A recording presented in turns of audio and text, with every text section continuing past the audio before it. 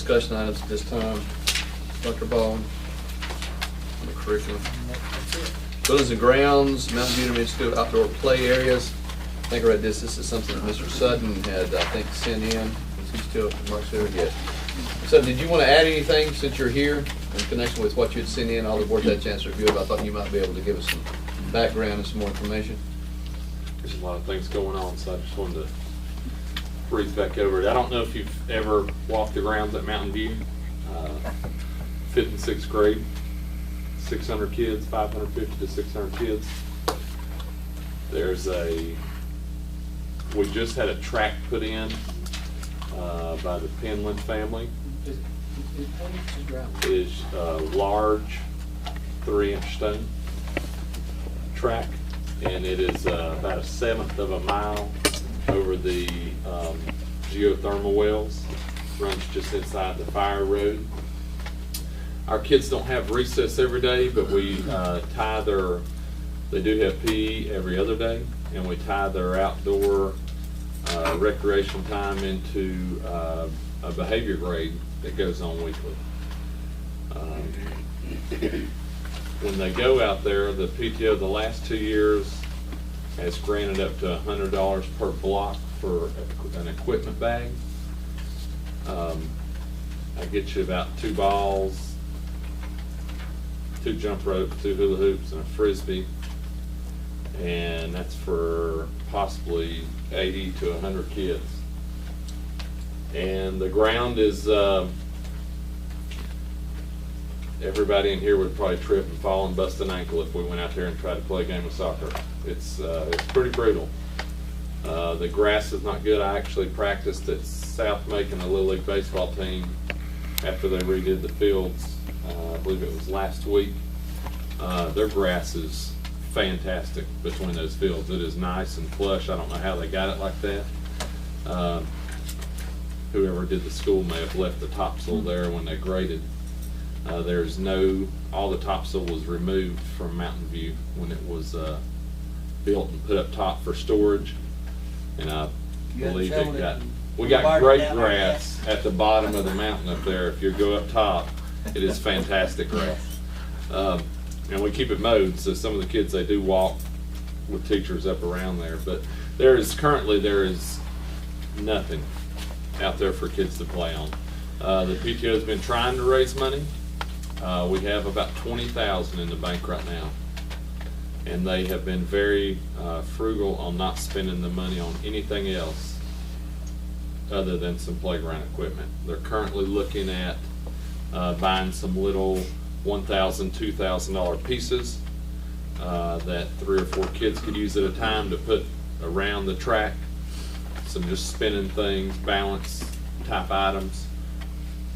But there's really not a lot for the kids to do out there, structure-wise. And that's days that they take the reward, and that's our highest injury and disgruntlement days. Basically because the kids are creating things for themselves, which can be a good thing. But often it turns into throw the ball up and see which of the 20 of us can catch it. You gotta play a lot of keep away with one ball. You play a lot of keep away. We have some community groups that are looking at upgrading some of our Little League fields and that sort of thing. I know Ms. Parks at East Franklin has some issues that they're willing to address, and Mr. Sutton's addressed some needs here, and basically I'd just like the board's permission to enter into cooperation with those community organizations that I think they met with the commissioners, county commissioners last month, and set up some sort of a plan for improving some of our facilities and things like that. I just want to get the board's involvement, blessings for our involvement in that process. I think we should be approved. Blessings. Was MVI a part of that though? They were not, but Just for I have been speaking with Coach Van Hook about the possibility of us including MVI in that, because they don't have any sort of a ball field out there, any place for children to play during the school day.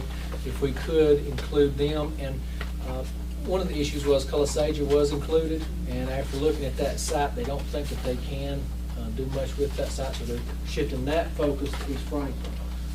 But we would, if possible, like to include MVI in that discussions.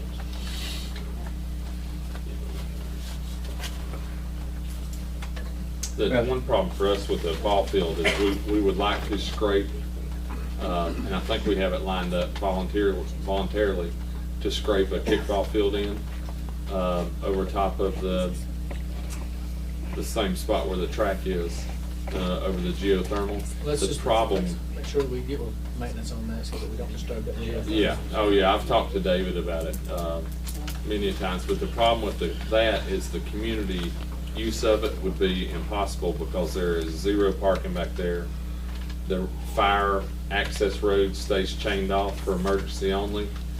And there's just, there's not, I mean, it's, the gravel that was there 4 years ago is not there anymore. So the parking and the access for community would be pretty, That's why we pretty built all them tough out and next limited. to my house. That's why they're building all them ball fields out next to me. But now, will that ball field have, be made for community access, or is it just for the school? Not currently, it would be impossible. It wouldn't have, we don't have the money to do we could have the money to put up a fence because we've priced it, kind of like South Macon does on that back wing, where it kind of protects the building from foul balls and stuff. It's about $4,000. We got that price 2 years ago. But still, to me, if you put that fence up with no parking, you're inviting people that you're not ready for company because you don't have anywhere to park them. And they're not gonna walk 400 yards. I mean, that's just, they're gonna go around your fence, yeah.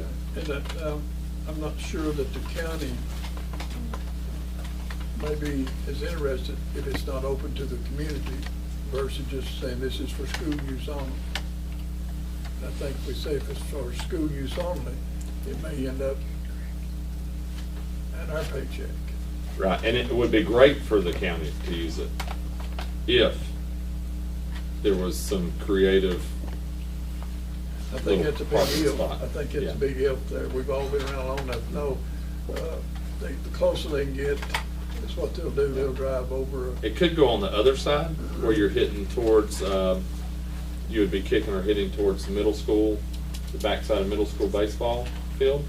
It could be on that side, and that's probably your best spot for parking.